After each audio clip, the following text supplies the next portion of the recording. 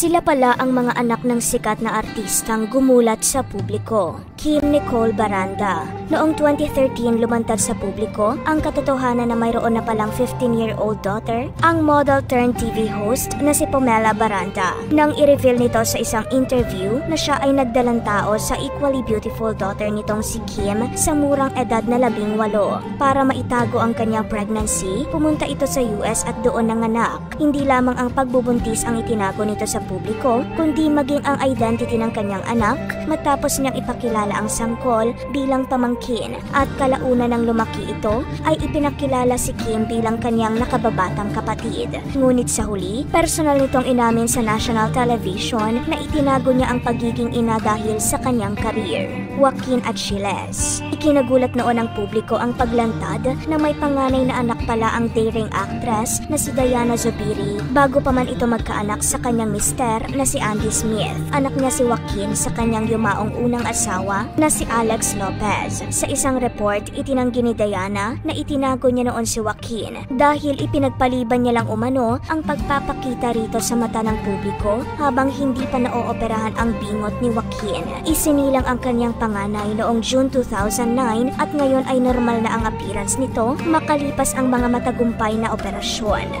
Mori obligasyon. Malaking kontrobersya noon ang kinasangkutan ng aktres na si Aubrey Miles dahil sa kasagsagan ng kanyang kasikatan ay ni-reveal ng veteran showbiz columnist na si Christopher Mee na siya ay nanganak sa Amerika na siya namang mariing dininay noon ng aktres. 6 na taon ang inabot ng kanilang palitan ng pahayag pero sa huli, humagulgol na inamin ni Aubrey sa panayam ni Boy Abunda na siya ay nagkaanak nga sa dating nobyo na si JP Obligacion kung saan 8 taong gulang na noon si Mori. Zion Gutierrez. Matatandaan na nasorpresa noon ang publiko nang i-anunsyo ng ex-couple na sina Sara Labati at Richard Gutierrez na proud parents na sila sa kanilang first baby na si Zion. Naging tikom muna ang bibig ng dalawa noon tungkol sa pregnancy rumors ng aktres dahil kasagsagan ito ng kasikatan ni Sara bilang aktres. Makailang beses na itinanggi ng kanilang kampo ang tungkol dito pero sa huli lumabas din ang katotohanang nanganak nga ito sa ibang bansa at naging teenage mother kay Zion sa edad na 19. Heather Fiona. Ikinawindang ng maraming fans ang pagkakaroon ng anak ni Valerie Concepcion noong siya ay menor de edad pa lang. Sa edad na 16, naging single mother na ang nooy young star matapos na hindi magpakita ang kanyang non-showbiz ex-boyfriend na pamangkin ng ina ni Miko Soto na si Ali Soto. Kaya naman ikinagulat ng ilang fans na mayroon na pala itong dalagang anak ngayon maliban sa anak niya sa kasalukuyang mister na si Francis Sunga. Inigo Pascual. Bilang isa sa pinakapopular na heartthrob actor sa kanyang henerasyon, hindi pabor sa sitwasyon ni Piolo Pascual ang magkaroon ng anak lalo na sa murang edad. Kwento ng ex-partner nitong si Donna na siyang ina ni Inigo, 17 taon lang ang edad nila nang maging sila ni Piolo. Kaya aminado ito na dahil sa immaturity, kaya umano sila naghiwalay at dahil priority din noon ng aktor ang pag-aartista. Minabuti ng mag-ina na manirahan ng tahimik sa ibang bansa kaya't marami ang nagulat na malaki na ang anak ni Piolo na kalaunan ay sumunod sa yapak niya bilang singer-actor. Santino Rosales. Taong 1996 nang sumali at nanalo si Jericho Rosales sa Mr. Pogi segment ng programang Itbulaga sa edad na 17.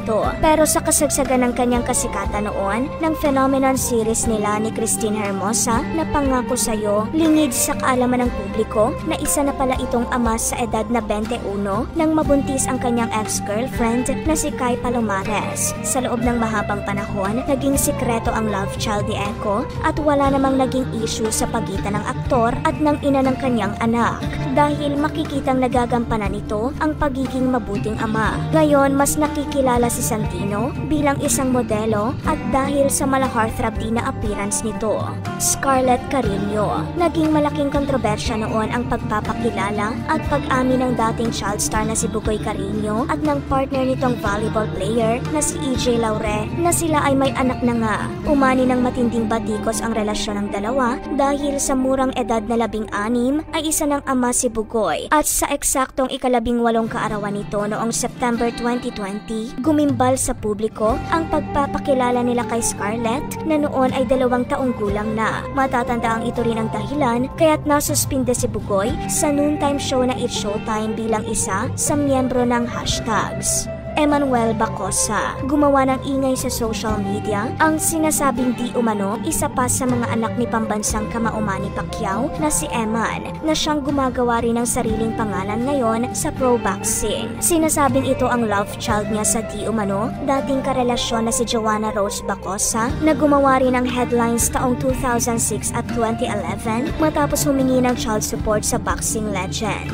Wala pa mang kumpirmasyon mula sa boksingero, pero naibabalita ang madalas na koneksyon at pagpunta ni Eman sa bahay ni Manny. Nagtrending din ang pagyakap at paghalik ng binata sa noo ni Manny nang manalo ito para sa kanyang kauna-unahang pro boxing belt noong December 2023. Gail Francesca Rait.